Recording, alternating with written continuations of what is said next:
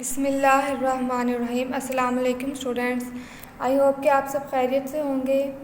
आज हम अपने फर्स्ट टर्म का जो सिलेबस है unit number 1 and unit number 3 उसको कंप्लीट कर चुके हैं।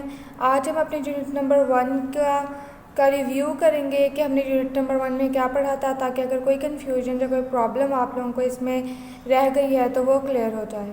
सो प्रॉब्लम सॉल्विंग हमारा चैप्टर नंबर 1 था, जिसका फर्स्ट टॉपिक हमने पढ़ा था प्रॉब्लम सॉल्विंग स्टेप्स, कि एक प्रॉब्लम को सॉल्व करने के लिए कौन कौन से स्टेप्स होते हैं। सो फर्स्ट स्टेप होता है डिफाइनिंग अ प्रॉब्लम, कि सबसे पहले आप प्रॉब्लम को डिफ़ाइन करेंगे तभी उसको बेहतर तरीके से अंडरस्टैंड कर सकते हैं। सो प्रॉब्लम को डिफ़ाइन करने के लिए आप 3 चीज़ें यूज़ कर सकते हैं। गेन बैकग्राउंड नॉलेज, कि अगर आप उसका बैकग्राउंड नॉलेज कर लें कि वो प्रॉब्लम किस सिचुएशन में अकर हुई है तो आप उसको अच्छे से डिफ़ाइन कर सकते हैं। आप गैसेस लगा सकते हैं कि इस जो भी प्रॉब्लम अकर हुई है उसकी जो इंफॉर्मेशन है जो आपको बज़ाहिर तो नज़र नहीं आ रही, लेकिन आप गैस लगा सकते हैं कि ऐसा सीन हुआ होगा, ऐसी सिचुएशन होगी उस वक्त। तो आप जहाँ पर पिक्चर ड्रॉ कर सकते हैं कि अब आपकी जो भी प्रॉब्लम है उसे एक पिक्चर के थ्रू बना लें तो आप उसको ज़्यादा बेहतर तरीके से डिफ़ाइन कर सकते हैं। सो डिफ़ाइनिंग अ प्रॉब्लम सबसे इम्पॉर्टेंट पार्ट होता है प्रॉब्लम सॉल्विंग स्टेप्स में। नेक्स्ट स्टेप आपका होता है अंडरस्टैंडिंग अ प्रॉब्लम। अब प्रॉब्लम को डिफ़ाइन करने के बाद आपने प्रॉब्लम को अंडरस्टैंड करना होता है कि प्रॉब्लम में क्या कहा जा रहा है, कि आपने क्या सॉल्यूशन निकालना है और वो सॉल्यूशन कौन निकालेगा, वो सॉल्यूशन क्यों निकाला जा रहा है, कि हमने जो भी प्रॉब्लम है उसको सॉल्व क्यों करना है और उसको कब तक हमने सॉल्व करना है और कहाँ पे सॉल्व करना है। सो अंडरस्टैंडिंग अ प्रॉब्लम में आपने 5 W's का आंसर देना होता है। 5 W's व्हाट, जो कि हैं what, who, why, when and where, कि क्या काम करना है आपने, प्रॉब्लम का सॉल्यूशन क्या निकालना है, वो काम कौन करेगा, वो क्यों करेगा और वो कब तक किया जाएगा और वो कहाँ पर प्रॉब्लम का सॉल्यूशन निकाला जाएगा। सो ये आपका सेकंड स्टेप होता है प्रॉब्लम सॉल्विंग स्टेप्स में। थर्ड स्टेप होता है प्लानिंग अ सॉल्यूशन। अब आपने प्रॉब्लम को अच्छे से डिफ़ाइन भी कर लिया है, उसका अंडरस्टैंड भी कर लिया है, अब आपने उसका सॉल्यूशन निकालना है। तो सॉल्यूशन निकालने के लिए हमारे पास 4 स्ट्रैटेजीज़ थी जो कि हमने पढ़ी थी। पहली स्ट्रैटेजी थी डिवाइड एंड कॉन्कर, कि आप अपने प्रॉब्लम को स्मॉलर प्रॉब्लम्स में डिवाइड कर लें और फिर उनको सॉल्व करने की कोशिश करें।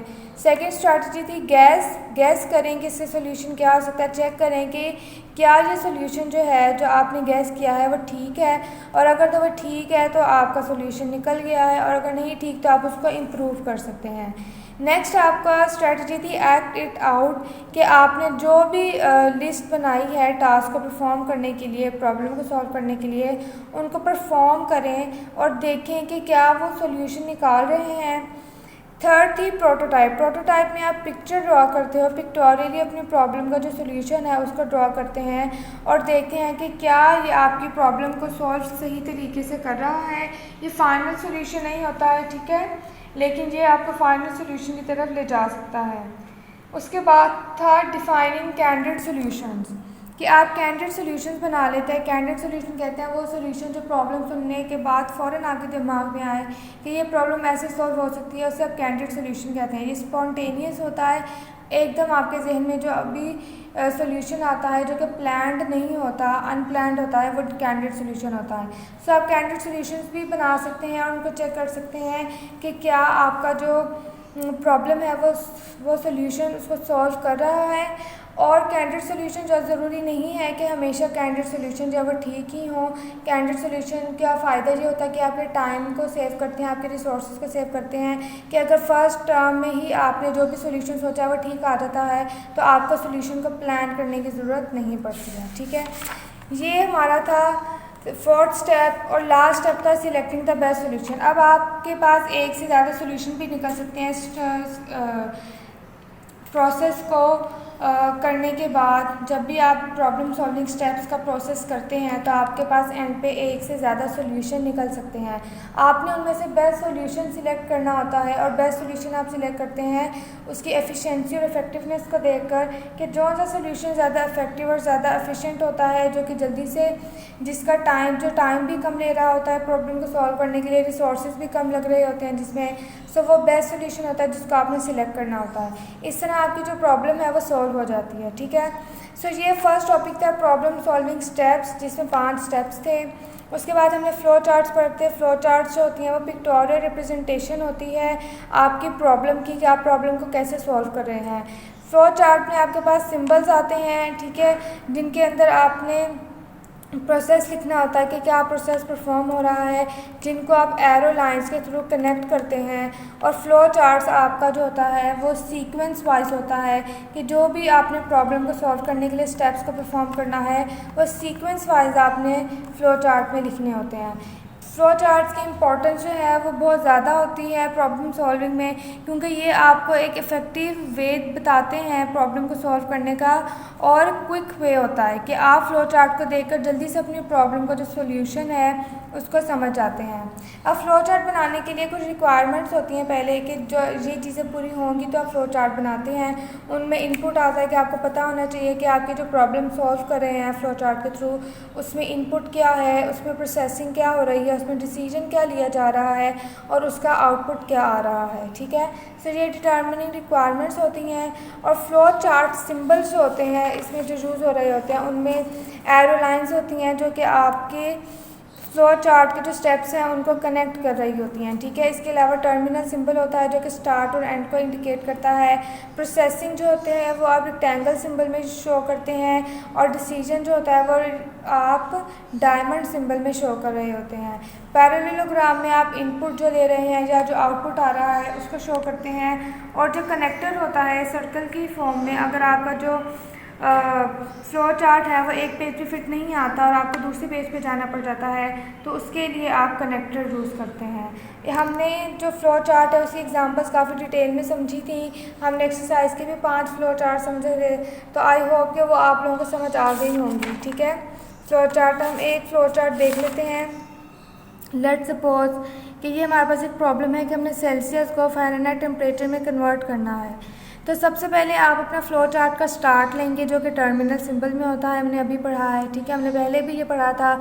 उसके बाद हम इनपुट ले रहे हैं, एक नंबर, एक टेम्परेचर इनपुट ले रहे हैं जो कि सेल्सियस में है, ठीक है। तो इसको हमने पैरेललोग्राम की फॉर्म सिंबल में शो किया है, क्योंकि हम इनपुट और आउटपुट को पैरेललोग्राम में शो करते हैं।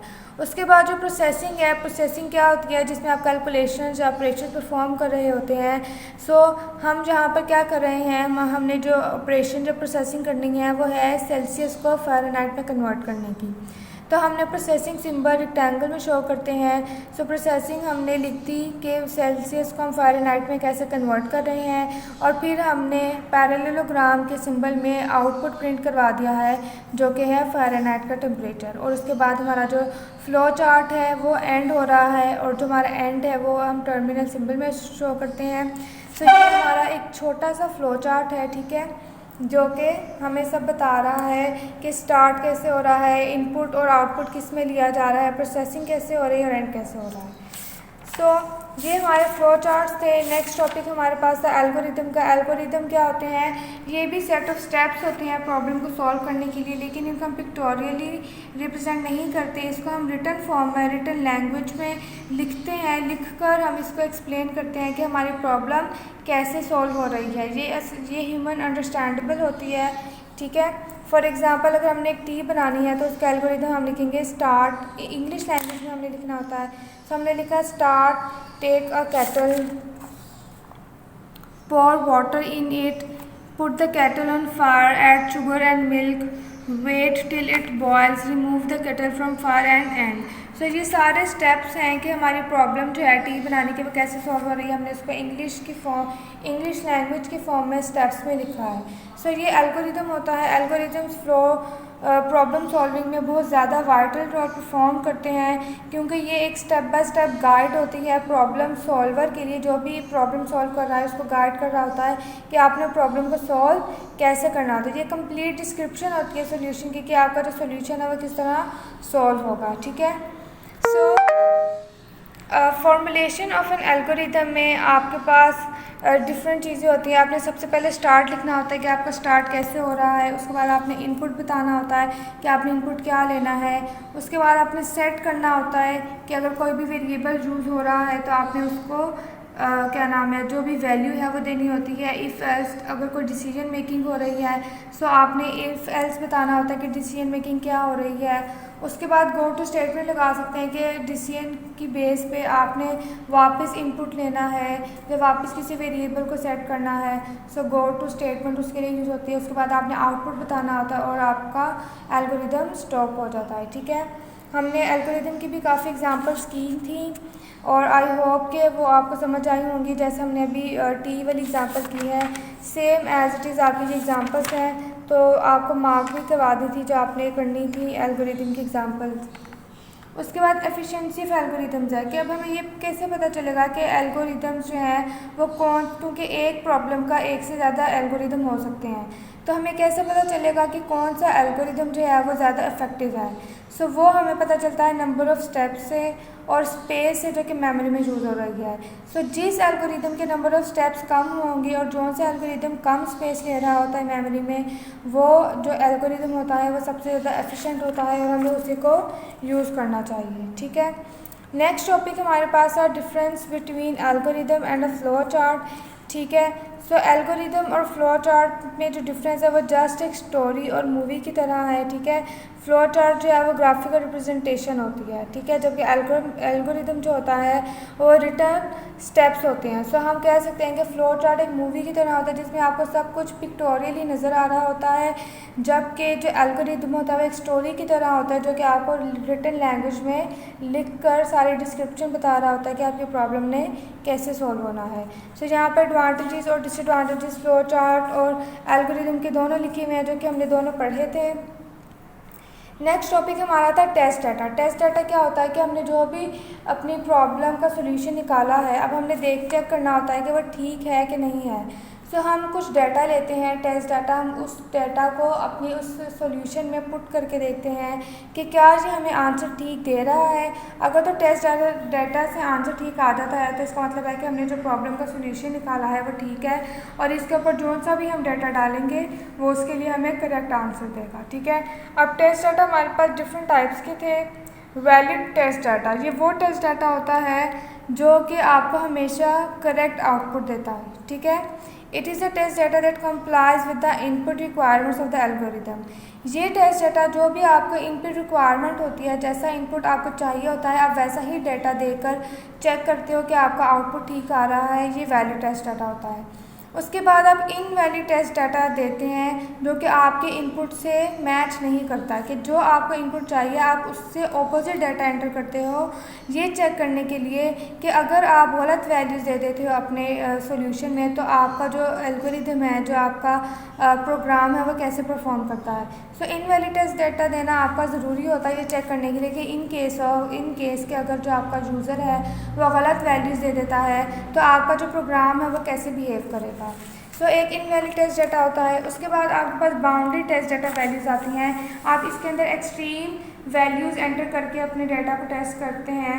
फॉर एग्ज़ाम्पल अगर आपने इंटरेस्ट कैलकुलेट करना है तो आप या तो बहुत कम अमाउंट दे के चेक करेंगे, ज़ीरो, या वेरी लार्ज अमाउंट देकर चेक करेंगे कि आपका जो सॉल्यूशन है वो कैसे बिहेव करता है। इस केस में रॉन्ग डाटा फॉर्मेट्स, ठीक है, ये जो टेस्ट डाटा होता है इसके अंदर आप डाटा फॉर्मेट ही गलत देते हैं। जो भी आपका इनपुट होता है उसमें ये चेक करने के लिए होता है कि सिस्टम कैसे रिएक्ट करेगा कि अगर आप इनअप्रोप्रिएट फॉर्मेट जो है वो एंटर कर देते हैं। सो ये भी ज़रूरी होता है चेक करने के लिए कि अगर हमारा यूज़र गलत फॉर्मेट एंटर कर देता है तो हमारा जो सिस्टम है वो कैसे परफॉर्म करेगा, कैसे रिएक्ट करेगा। Absent data, it is also important to investigate that the solution still work if less number of inputs are given than expected। कि अगर आपको जो डाटा रिक्वायर है आप उससे कम डाटा दे देते हैं तो क्या आपका प्रोग्राम काम करेगा। For example, if a system asks to enter driving licence number then everyone can not provide this information. ठीक है, कि अगर आपका प्रोग्राम जो है, सिस्टम जो है वो एक लाइसेंस नंबर मांग रहा है लेकिन हर एक के पास लाइसेंस नंबर नहीं होता तो वो ये देखना चाहेगा कि जो सिस्टम है वो इस सिचुएशन में कैसे रिएक्ट करता है। ठीक है, ये हो गया टेस्ट डाटा। नेक्स्ट था वेरिफिकेशन एंड वैलिडेशन। वेरिफिकेशन होती है, आपने ये चेक करना होता है कि जो सॉल्यूशन है वो उसी प्रॉब्लम के लिए है जो प्रॉब्लम आपको दी गई थी। सो ये वेरीफाई करना होता है कि जो प्रॉब्लम आपको दी गई है आपने सॉल्यूशन उसी प्रॉब्लम का डिज़ाइन किया है कि गलती से आपसे किसी और प्रॉब्लम का सॉल्यूशन डिफ़ाइन हो गया है, ठीक है। नेक्स्ट है वैलिडेशन। वैलिडेशन होता है कि जो आपने सोल्यूशन निकाल लिया है वो ठीक है कि नहीं है, ठीक है। प्रॉब्लम वही है जिसका सोल्यूशन निकालना था, अब आपने ये चेक करना है कि जो सोल्यूशन है वो करेक्ट है कि करेक्ट नहीं है, ठीक है। सो ये वेरिफिकेशन एंड वैलिडेशन का कॉन्सेप्ट होता है। उसके बाद आपके पास है identification and correction of errors, कि अगर आपका एल्गोरिदम जो है वो वेरिफिकेशन के दौरान फेल हो जाता है कि आपने जो भी सोल्यूशन डिज़ाइन किया है वो उस प्रॉब्लम का नहीं होता, तो आपके लिए इम्पॉर्टेंट है कि आप आइडेंटिफाई करें कि इसका जो बेसिक फेलियर है वो कहाँ पे था और उसको करेक्ट करें। क्योंकि अगर आप अपने बेसिक फेलियर को आइडेंटिफाई नहीं करेंगे तो आप अपने प्रॉब्लम को सही तरह सॉल्व नहीं कर सकते और उसका सोल्यूशन भी सही से डिडक्ट नहीं कर सकते। तो इसीलिए आपको उसका रूट कॉज जानना ज़रूरी होता है, ठीक है। सो इसके लिए आपके पास एक ट्रेस टेबल होता है, ठीक है। ट्रेस टेबल क्या करता है, ये एल्गोरिदम्स को टेस्ट करने के लिए होता है, ये देखने के लिए कि कोई लॉजिकल एरर तो हमारे एल्गोरिदम में नहीं आ रहा है। जब हम एल्गोरिदम को प्रोसेस करेंगे, उसको रन करेंगे तो कोई लॉजिकल एरर, कोई एरर नहीं आना चाहिए। सो ट्रेस टेबल में मल्टीपल कॉलम्स होते हैं जिसके अंदर मल्टीपल रोज़ और कॉलम्स होते हैं, ठीक है, जिसके अंदर आपने अपने डेटा को शो किया होता है और इसके थ्रू आप चेक करते हैं कि जो आपका एल्गोरिदम है वो उसके अंदर कोई एरर तो नहीं आ रहा। सो ये चैप्टर नंबर 1 था हमारे पास। लास्ट टॉपिक था using invalid data for testing, कि आप इनवैलिड डाटा एंटर करते हैं, जो हमने पहले टेस्टिंग डाटा के टाइप्स में पढ़ा है कि आप वो डाटा एंटर करते हैं जो कि रिक्वायर्ड नहीं होता, ताकि आप ये चेक कर सकें कि इस केस में सिस्टम कैसे रिएक्ट करता है, ठीक है। सो ये चैप्टर नंबर 1 था जिसमें हमने सब कुछ जो पढ़ा था वो प्रॉब्लम सॉल्विंग के बारे में था, कि प्रॉब्लम को हम कैसे सॉल्व करते हैं, उसके स्टेप्स क्या होते हैं। उसके बाद हम उसका जो सोल्यूशन हमने निकालना होता है वो फ्लो चार्ट्स के फॉर्म में भी हो सकता है, एल्गोरिदम की फॉर्म्स में भी हो सकता है। और इसके अलावा जब हम सोल्यूशन निकाल लेते हैं तो उसकी करेक्टनेस को चेक करने के लिए हम टेस्ट डाटा यूज़ करते हैं और क्या नाम है, कोई एरर नहीं है उसके लिए हम ट्रेस टेबल यूज़ करते हैं। वेरिफिकेशंस होती हैं, वैलिडेशंस होती हैं एल्गोरिदम के फ्लो चार्ट्स की, ताकि हमारा जो प्रॉब्लम का सोल्यूशन है वह एक्यूरेटली निकल सके। सो ये हमारा चैप्टर नंबर 1 था जो कि हमने पढ़ा था। आई होप कि आपको ये पूरा अच्छे से समझ आया होगा, आपने इसको पूरे चैप्टर को पढ़ा होगा, इसका होमवर्क भी किया होगा। अब हम इंशाल्लाह नेक्स्ट लेक्चर में चैप्टर नंबर 3 का रिव्यू लेंगे कि हमने उसमें क्या पढ़ा था। आप सब अपना ख्याल रखिएगा। अल्लाह हाफिज़।